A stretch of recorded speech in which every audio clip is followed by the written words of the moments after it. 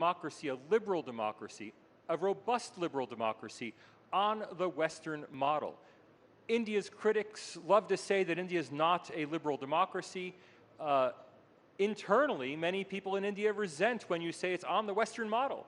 But the fact is, India's democratic institutions are modeled after institutions in North America, Western Europe, and Australasia, and India's institutions would not be out of place in any of those regions of the world.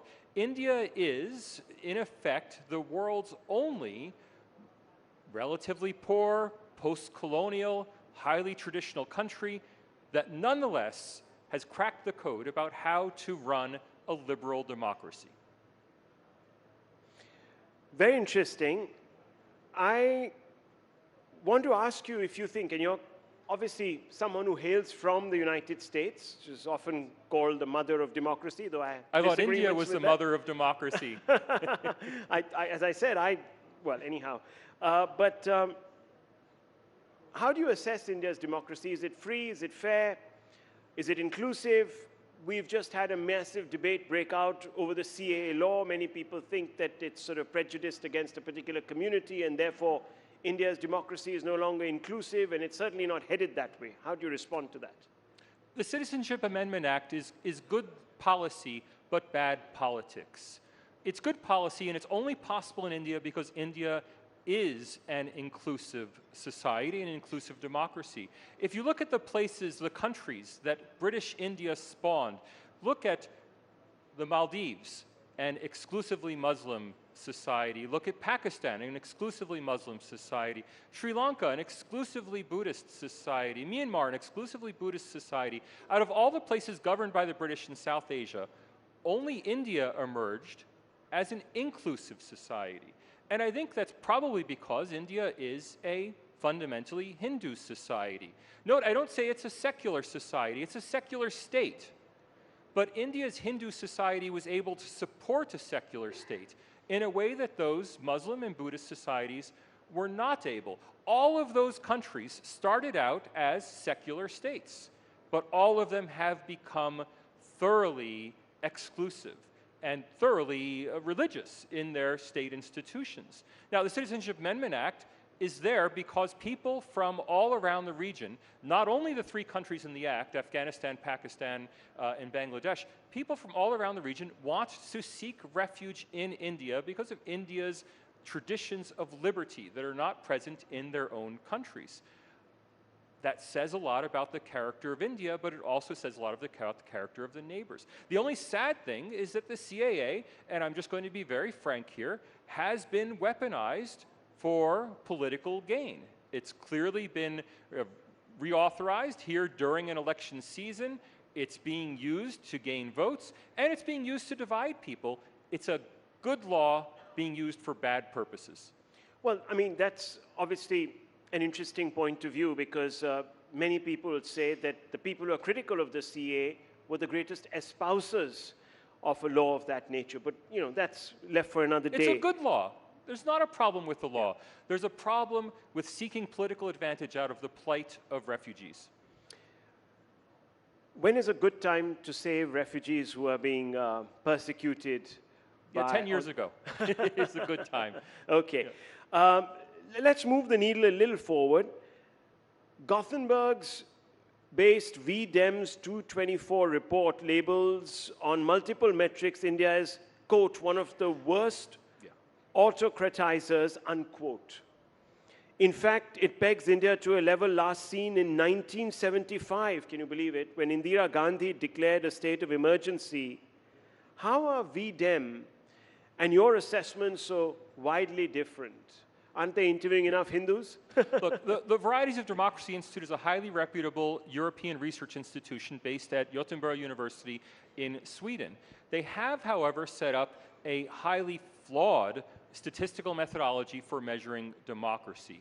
They have 5 chief indicators. 2 of them is does a country have elections and is everybody allowed to vote, are evaluated on a purely pro forma basis, meaning that, for example, Vietnam gets a perfect score for its elections, despite the fact it only has one political party that's allowed. Now, V-Dem has recently rated India number 110 in the world which I think is a travesty. But it's not VDEM doing the rating. Most of the differentiation in VDEM is based on their survey results. They survey mostly political scientists, mostly in the country being studied. So primarily Indian political scientists being asked to evaluate India on a series of subjective indicators.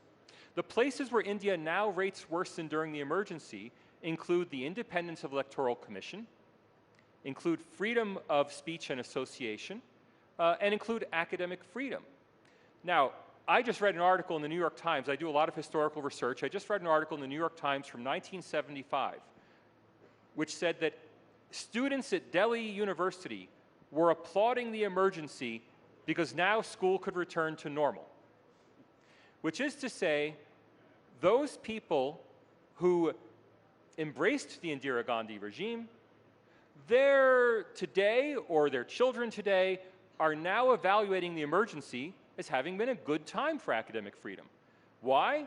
Because all those right-wing activists were arrested. And at a time when thousands of students were arrested during the emergency, VDEM rates India better for academic freedom than it does today. There's another agency that says that press freedoms in India are at a level less than in Afghanistan. You should have said Pakistan. Yeah. Okay. Is the methodology to blame, or is it bias, as some claim? Look, worse than Venezuela, worse than the Palestinian territories, 20th worst in the world. Pretty much only China and Saudi Arabia and Iran get worse position than India. Maybe the most egregious, Hong Kong is placed 20 ranks above India for press freedom. Hong Kong, where, of course, the Chinese Communist Party has outlawed all opposition press. Again, we have to ask, who's doing the rating?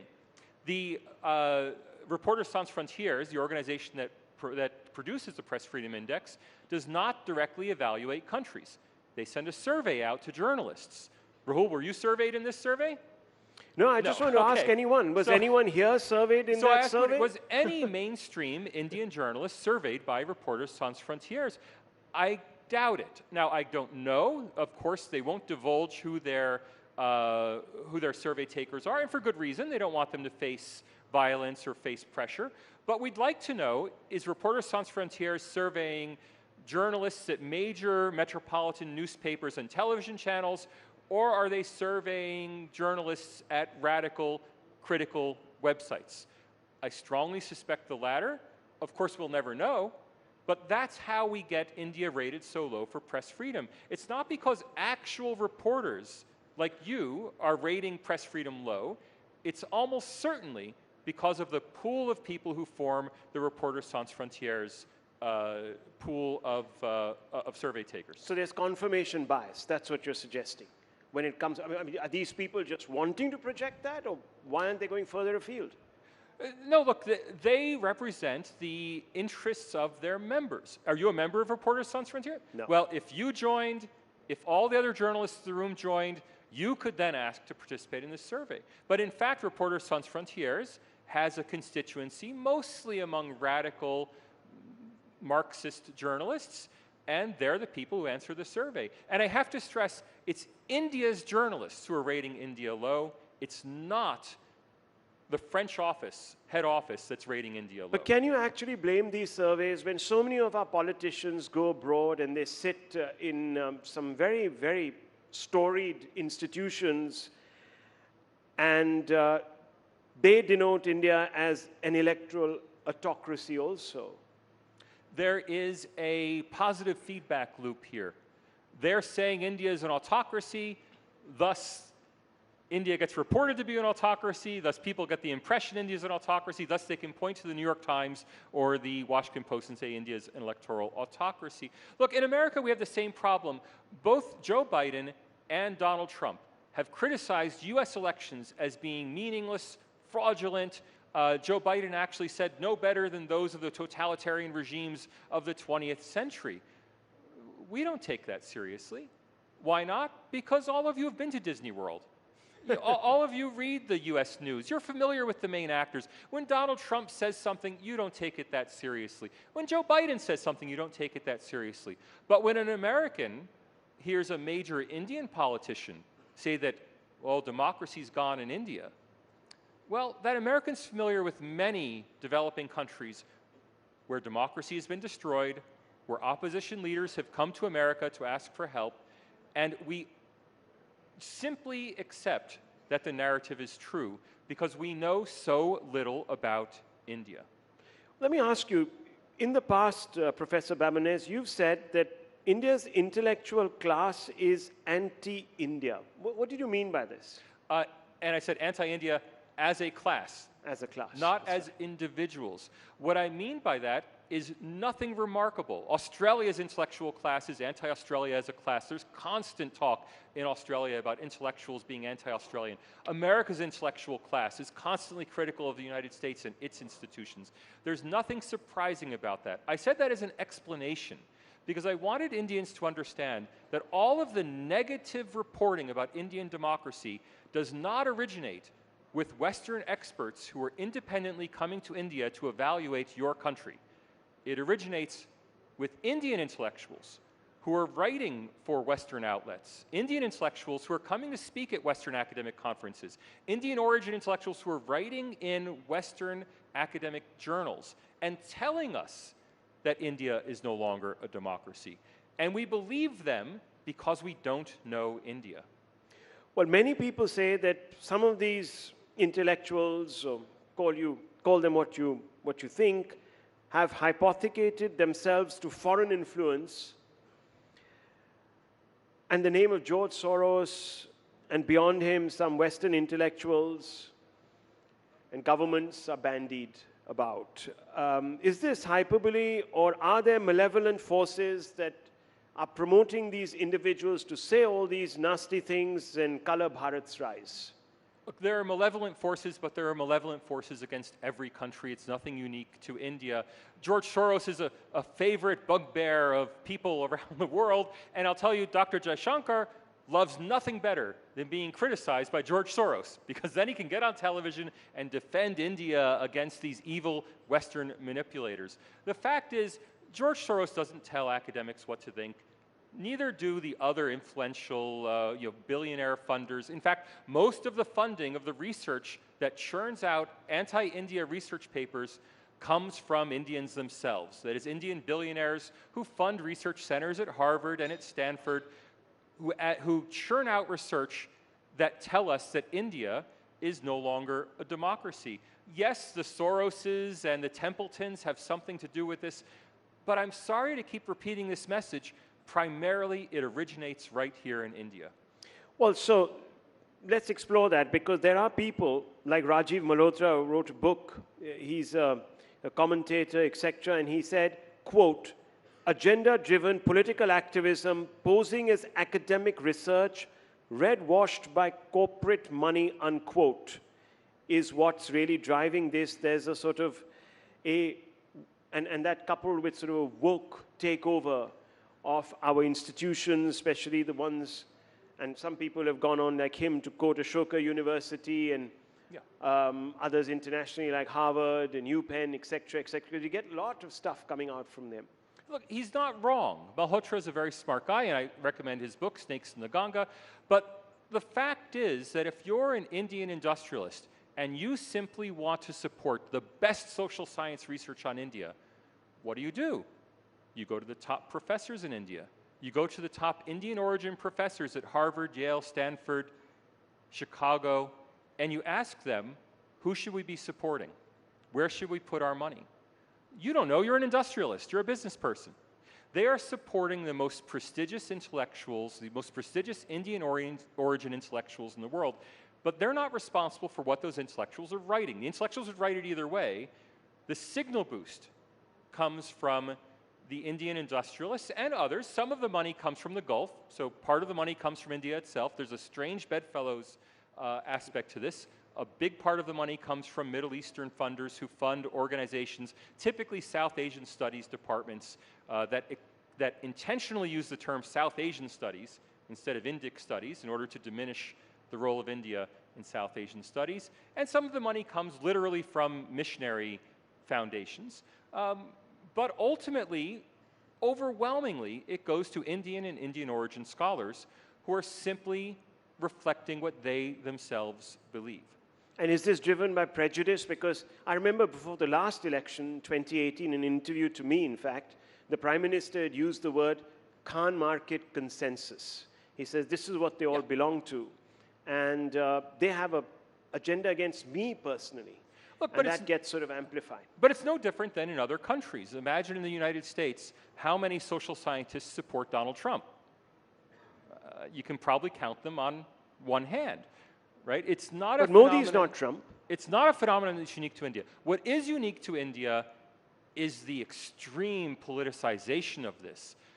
I myself have only had one serious cancel attempt. I appreciate the plug for my recent cancellation at Quadrant, but the big attempt was the South Asian Studies Activist Collective in the United States, a group of relatively eminent South Asian Studies scholars, wrote to the University of Sydney asking that I be fired because my research and speaking endangered their lives and the lives of Indian intellectuals, and thus I should be relieved of my position. Now, luckily, we have strong protections for academic freedom in Australia. Nothing came of it. But in a more politicized US university, it might have been a serious problem. Is this really what happened? That there was an attempt that was made to, I mean, are these people, do they call themselves liberals by any chance? I was accused of endangering the lives. But this is the same kind of rhetoric we've become used to in what some of us like to call the Great Awakening in Anglo-American society, a quasi-religious awakening, attachment to causes. So it's the same sort of thing that happens if you do research on transsexuality. If you're a feminist who opposes transsexual access to women's bathrooms, you'll be accused of attempted murder of transsexuals. Well, that same rhetoric has now carried over into the India studies world. Well, let me ask you, and I'm quoting back to you, just as Western anti-Semites are offended by the success of Israel, Western anti-Hinduists are offended by the success of India. They don't fear it, they resent it, unquote. Can you explain this? Yeah, so that's something I wrote in an article about Western anti-Hinduism and the rise of anti-Hinduism on a parallel with anti-Semitism. You may not be aware of this, but against Israel for the last 25 or 30 years, there's been a boycott, divestment, and sanctions campaign. On campuses all around America and sometimes off campus, BDS has been a campaign to prevent any Israeli scholars from speaking at US universities or Australian universities. Well, now BDS has been applied to India. The Middle East Forum in the US in Washington has been writing about this for about 5 years now, about BDS being applied to India. And it's the same people using the same strategies to try to marginalize India on the global stage. Anti-Hinduism is the new anti-Semitism.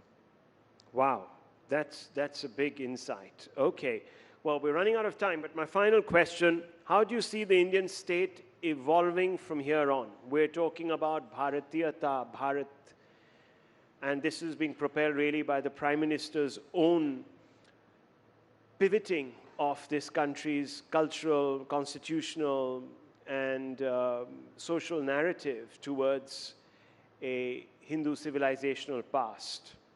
There's a clear Bharat awakening in India. Ironically, I don't think it has much to do with Mr. Modi or the BJP. This is a social movement in India. It's something that would happen even if Mr. Modi were not in power, and will continue even if Mr. Modi loses the 2024 election. The Bharat awakening is India coming to terms with its own history, and that's something that India has to do.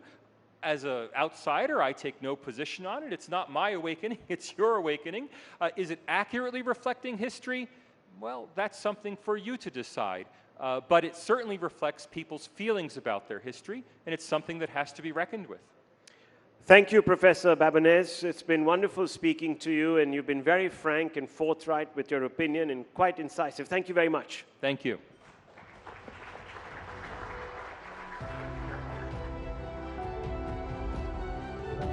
Thank you so much, Salvatore and Rahul, for that excellent discussions. Gave us a lot to think about. Let's move on, ladies and gentlemen. In several ways, the internet has democratized the world. If content is king, then context is the queen and the internet is the empire. There cannot be a better illustration of this than the world of communication itself. Digital media is where all the action is. And so we have digital media superstars in this room. Influencers are often perceived as role models and trendsetters, particularly among the youth. They are seen as the embodiment of success and popularity. They are the new age storytellers, telling powerful, compelling stories. And like any other form of storytelling, this is an evolved craft that has moved the access in the universe of communication. Ladies and gentlemen, we have powerful storytellers, Bruce Passports, Shantanu Hazarika, Janvi Singh, all extremely popular influencers in their own spheres. We will be in conversation with Sonal Mehrotra Kapoor for a session titled New Content Grammariads. Ladies and gentlemen, let's have them on stage.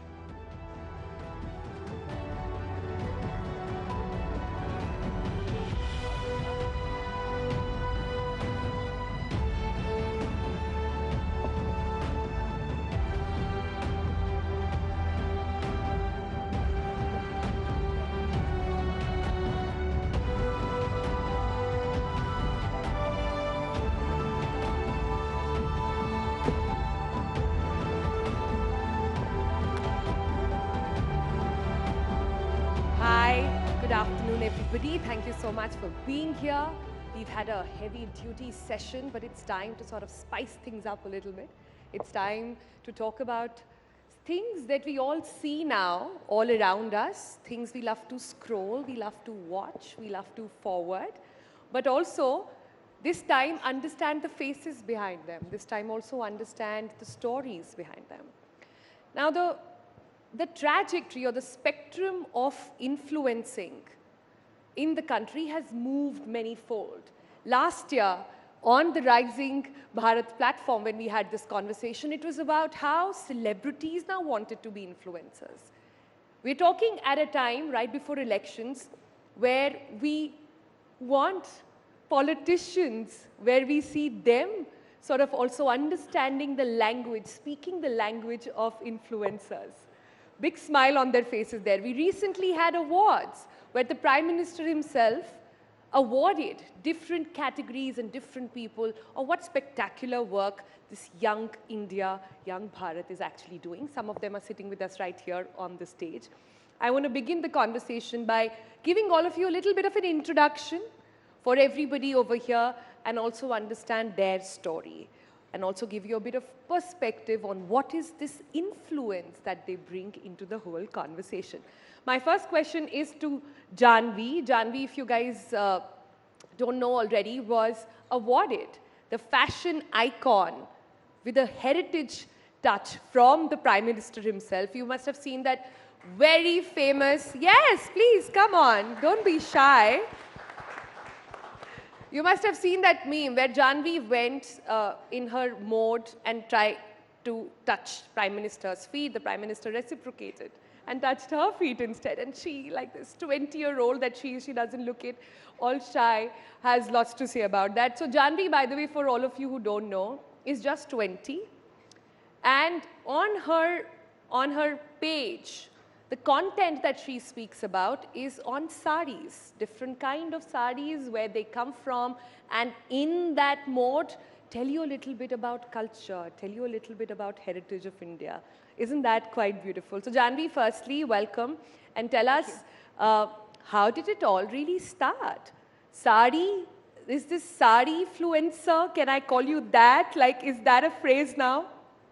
Yeah, I think you can call me that, and I would love to be, right? So I think, I mean, fashion is subjective, but मुझे लगता है मेरे लिए fashion है अपने culture और अपने heritage को represent करना. If I can represent my state or any other particular state in Bharat, and I think Bharat इतना सुंदर देश है, इतने सुंदर textiles है, prints हैं, and कहीं ना कहीं आजकल वो लुप्त हो रहा है, खत्म सा हो रहा है, right? तो बहुत सारे कॉमन प्रिंट्स हैं जो हमें पता है ना.